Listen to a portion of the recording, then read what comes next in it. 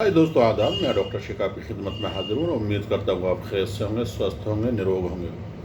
दोस्तों, जैसे ही सर्दियाँ शुरू होती हैं तो सबसे ज़्यादा सेक्स के लिए क्वेश्चन आना शुरू हो जाते हैं। भाई सेक्स में क्या करना चाहिए सर, हम अपनी इम्यूनिटी पावर कम हो गई है, मेरा इरेक्शन कम हो गया है, मेरा स्टैंड नहीं हो पा रहा है, मैं एक बार से दो बार नहीं कर पा रहा हूँ, मेरा पानी बहुत जल्द, इस तरह की डिस्चार्ज वाली समस्याएँ बहुत ज़्यादा आने शुरू हो जाती हैं। तो इसी बीच में एक्चुअल में क्या है कि तमाम मेरे पास एक जो एज रेस निकाली हमने, तो सबसे ज़्यादा एक्चुअल में क्या है कि 40 प्लस वाले पेशेंट हमारे पास में बहुत ज़्यादा की कॉल आई हैं, मैसेज आए हैं, कमेंट बॉक्स में लिख कर आए हैं। और कुछ लोगों ने तो खुद कहा भी है कि सर एक्चुअल में क्या है कि 18 साल, 25 साल, 35 साल तक तो आदमी जवान रहता है उस टाइम पर सेक्स की समस्याएं ज़्यादा नहीं आती हैं। तो 40 के होने के बाद में, 40 के बाद में जैसे एज बढ़ना शुरू होती है तो उसका एज का असर आना शुरू हो जाता है। तो उसके लिए कोई ऐसी चीज़ें बताएं जिससे कि आदमी बेहतर रह सके, खुश रह सके और अपने इस वैवाहिक जीवन को आनंदपूर्वक बिता सके। तो मैं उन तमाम भाइयों को जो 40 प्लस हैं, 40 से स्टार्ट हो गई है, उनको सेक्सुअल वीकनेस है, या उनको इरेक्टाइल डिस्फंक्शन की प्रॉब्लम है, या प्रीमेच्योर इजैकुलेशन शिकायत है, या पेनिस का साइज बढ़ गया है, तो सबसे पहली बात मैं उनके लिए ये बताना चाहता हूँ कि अगर आप किसी भी सेक्स समस्या से परेशान हैं या किसी और भी देखिए, सबसे पहली बात तो उनको मैं ये कहूँगा कि जो 40 प्लस हैं उनको सबसे पहले आजकल जो एक प्रकोप चल रहा है पूरी दुनिया में, डायबिटीज़ बहुत ज़्यादा परेशान कर रही है लोगों को। डायबिटीज़ की वजह से सेक्सुअल प्रॉब्लम होना 100% लाजिम है। डायबिटीज़ जिनको हो जाएगी, समझिए सेक्सुअल वीकनेस उनको आना ज़रूरी है।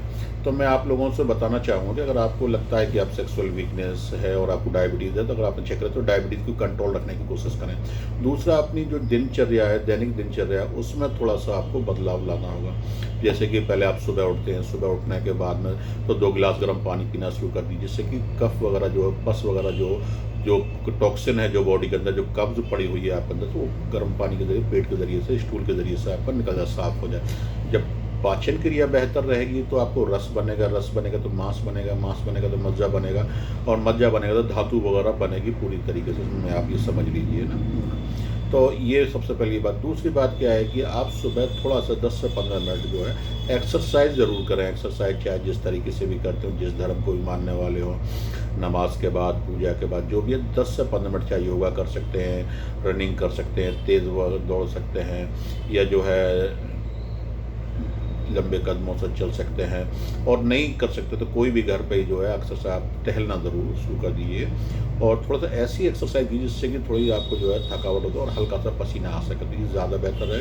क्योंकि सबसे बड़ी डायबिटीज़ होने की वजह ये है कि बॉडी के अंदर से हम टॉक्सिन निकाल ही नहीं पा रहे हैं। जो टॉक्सिन बॉडी के अंदर जमा हो जाते हैं, उन्हीं की वजह से डायबिटीज़ वगैरह तमाम बीमारियाँ जन्म ले जाती हैं। तीसरी बात क्या है कि आप दोपहर में खाना वगैरह खाने तो दही का इस्तेमाल बहुत ज़रूरी करें। दही आपके लिए बहुत ज़्यादा फ़ायदे, दही खाइए आप। दही, फल, सलाद वगैरह ज़्यादा लीजिए, मतलब अनाज कम खाएँ, सलाद वगैरह। रात को सोते समय हल्का खाना खाएँ, सुपाच्य खाना खाएँ, ज़्यादा मिर्च मसाले वाला ना हो। इस तरह की चीज़ें आप खाना खाइए, तो आपको आपकी जो लाइफ़ है वो बेहतर आपको लगने लगेगी।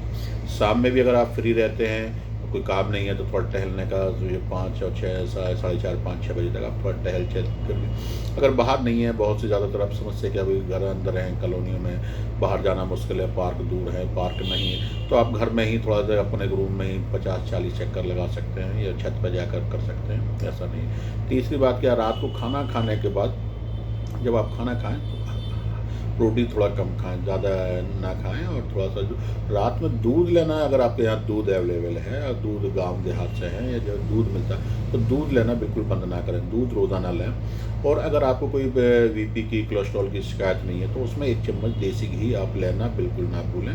और अगर आपको कोलेस्ट्रॉल वगैरह भी है, तो आप उसमें हल्दी या सौंठ का आधा चम्मच पाउडर मिलाकर पिएँगे तो आपको फ़ायदा होगा, मेरा मानना ये है। मैं हज़ारों मरीज़ों पर ये इस तरह की जो चीज़ें आपने बताता हूँ, तो उनको फ़ायदा इनसे मिलता है। ये मतलब एक सेफ्टी है बीमारी से बचने के लिए और स्वस्थ रहने के लिए। मैं ये नहीं करूँ कोई इलाज बता रहा हूँ या इससे आप परफेक्टली ठीक हो जाएंगे, बहुत ज़्यादा ताकत आई, वज्र ताकत आ जाएगी आपके अंदर। तो ये चीज़ें आप जो है लगातार खा सकते। अब आता है मतलब कुछ जो है ऐसी चीज़ें बताई जाए जिससे कि आदमी को जो है थोड़ा सा एनर्जेटिक महसूस हो, कमज़ोरी महसूस ना हो, सेक्स में कोई दिक्कत महसूस ना हो। मतलब सेक्स अगर आप चाहें वीक में 2-3-4 बार कर सकें ऐसे। तो इसके लिए सबसे आसान तरीके मैंने बताया था पहले भी एक वीडियो में कि जैसे सर्दियाँ आती है, हर सर्दियों में आप 1-2 केजी के जो है थोड़ा-थोड़ा रात को सोते समय चिलगोज़े आते हैं, 4-4 1-1 मुट्ठी मतलब 20-20 ग्राम चिलगोज़े रोज़ चबा-चबा के दूध के लिए, ये भी बहुत फ़ायदा धातु वगैरह बनाते हैं। या रोज़ाना अखरोट 4 अखरोट रोज़ाना चबा कर खाइए, उससे भी आपको थोड़ा धातु वगैरह बनती है, ताकत वगैरह बनी रहती है।